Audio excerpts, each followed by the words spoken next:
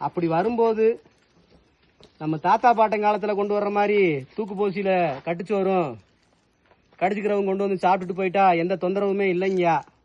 இன்னைக்கு பாத்தீங்கன்னா விதவிதமா தின்பண்டங்களை வந்து நெகிழி கவர்கள்ல அடைச்சி விற்கிறாங்கய்யா. அதை வந்து தங்களோட வசதி தகுந்தாப்புல கொண்டு வர்றீங்கய்யா.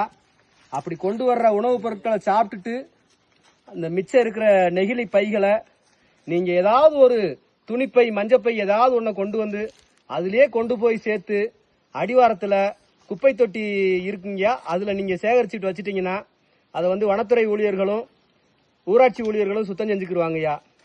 இந்த மாதிரி நீங்க கொண்டு வந்து போட்ட குப்பைகள் எத்தனை ஆண்டுகளுக்கு முன்னாடி இருந்துன்னு தெரியலைங்கய்யா.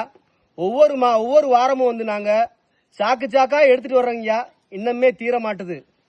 அல்ல குறையாத பொக்கிசம் இல்லைங்க. இது நம்ம வன உயிர்களையும் இயற்கையின் எழில் வளங்களான மரங்களையும் அழிச்சுக்கிட்டு வர்ற ஒரு பெரிய ஆபத்தான விஷயம் தாங்க நெகிழி.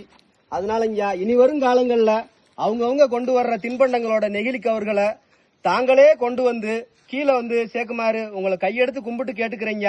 ஓம் நம சிவாயங்க ஐயா. ஓம் நம சிவாய.